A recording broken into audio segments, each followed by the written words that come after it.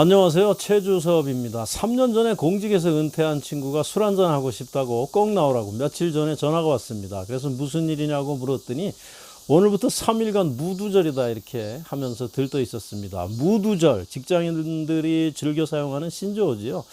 즉 두목이 없는 날, 상사가 휴가나 출장을 가서 마음이 편한 날을 무두절이라고 이렇게 부릅니다. 그래서 직장인들의 어린이날이라고도 불리는데요. 도대체 3년 전에 은퇴를 해서 지금 집에만 있는 친구가 뜬금없이 무슨 무두절인가 싶어서 궁금했는데요. 막상 그 친구의 이야기를 듣고 보니까 저도 같은 은퇴자의 입장에서 공감 가는 그런 부분이 있어서 관련 내용을 한번 정리해 봤습니다.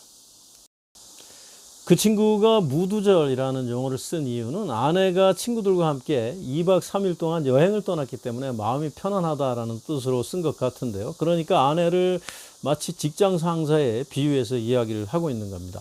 이처럼 많은 남편들, 퇴직해서 집에 있는 남편들이 가장 힘들어하는 것은 아내의 끊임없는 잔소리인 것 같습니다. 이것은 제가 은퇴한 사람들을 많이 만나봤을 때 대체적으로 다 이야기하는 부분이고 저도 깊이 공감하는 그런 내용입니다. 왼쪽에 있는 그림은 어느 TV 프로그램에 있는 내용을 공감이 가서 좀 인용을 해봤습니다. 은퇴한 남편들을 가장 섭섭하게 하는 아내의 말 이렇게 해서 소개를 하고 있는데요. 우선 첫 번째로 또 배가 고프냐? 돈 좀 아껴 써라. 나가서 뭐라도 좀 해라. 뭐 이런 내용들이라고 이렇게 소개를 하고 있습니다. 여기서 또 배가 고프냐 하는 것은 삼식이라는 우리 많이 쓰는 그런 단어와 좀 연관이 있는 것 같고요.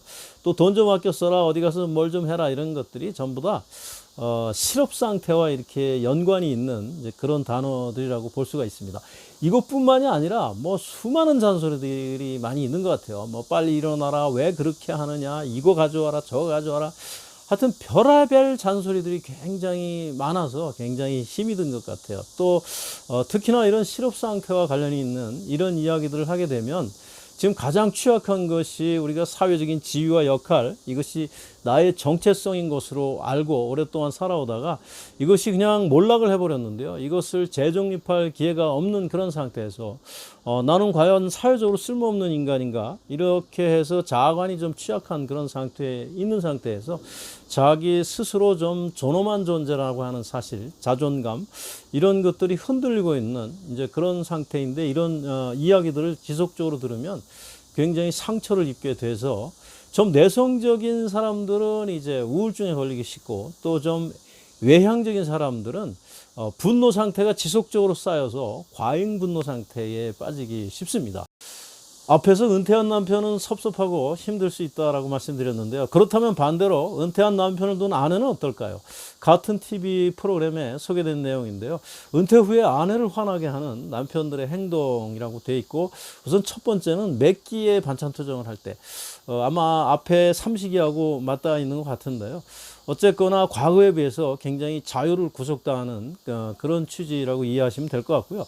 두 번째는 아내가 외출할 때마다 언제 들어오느냐 이렇게 해서 빨리 들어와라 이렇게 간섭을 하고 잔소리를 하는 것. 또 세 번째는 틈만 나면 사업을 알아보겠다고 이렇게 나가지만 괜히 영양가 없이 계속 이렇게 시간만 흘러가는, 그러다 보니까 이런저런 이유로 해서 굉장히 갑갑할 수밖에 없는, 그래서 결국 우울하고 화가 나는 것은 남편과 마찬가지다라는 거고요.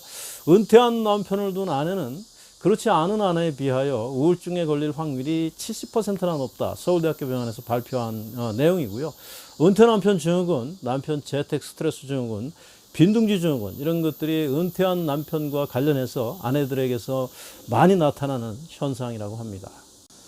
은퇴라는 생애 전환기적 대사건을 맞이하면서 아내나 남편이나 힘들기는 마찬가지인 것 같습니다. 그렇지만 이때의 부정적인 감정들을 잘 컨트롤하지 못해서 결국 황혼이혼으로 연결되는 그런 경우가 생각보다 많은 것 같습니다. 왼쪽에 있는 그림은 전체 이혼에서 황혼이혼이 차지하는 비중인데요. 2000년대 초반만 해도 4%에 불과하던 것이 작년에 무려 10배인 40%를 육박하고 있습니다. 앞으로 조만간에 50%를 넘어서는 정말로 황당한 세상이 이렇게 될 것 같은데요. 이혼이라는 게 무조건 나쁜 건 아니겠지만, 왜냐하면 불가피한 경우도 많이 있으니까, 그런 경우가 아니라면 우리가 이렇게 감정 충돌을 좀 최소화하면서 윈윈해 가는 것이 노후의 행복이 아닐까, 저는 그렇게 생각하고요. 그런 관점에서 제 체험을 바탕으로 두 가지 제안을 드리겠습니다. 우선 첫 번째로 남편이나 아내나 어떤 인식이나 습관을 좀 바꿀 필요가 있다라고 하는 건데요.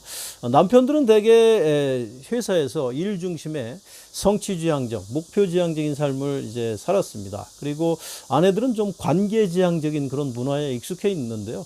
그러다 보니까 말하는 방식이 좀 다른 것 같아요, 기본적으로. 그래서 남편들이 아내가 말하는 것들이 다 쓸모없는 이야기, 잔소리다 이렇게만 바라볼 것이 아니고 원래 대화를 그런 식으로 한다. 그래서 그것이 잔소리가 아니고 그냥 평범한 대화의 일부이다. 이렇게 인식을 바꿀 필요가 있다는 거고요.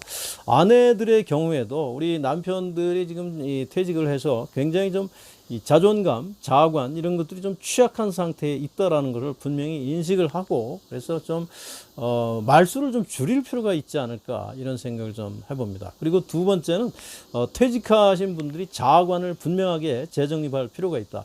지금까지는 직장에서의 또 사회에서의 역할, 지위 이런 것들을 나의 정체성으로 알고 이렇게 살아왔었는데 이게 은퇴와 동시에 어느 날 갑자기 이제 몰락을 하면서 과연 나는 누구인가 이렇게 해서 결국 자격지심이라 그러잖아요. 이제 그러다 보니까 어떤 작은 별거 아닌 소리에도 굉장히 이렇게 센서티브하게 반응을 해서 감정을 일으키는 그런 경우가 많은 것 같습니다.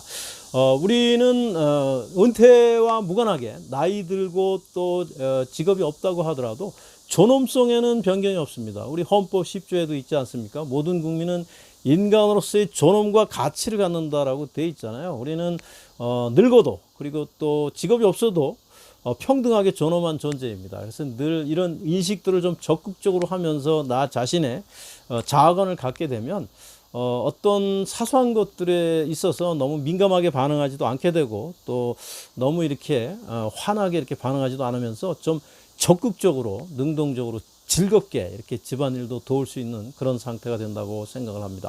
지금까지 경청해 주셔서 감사합니다.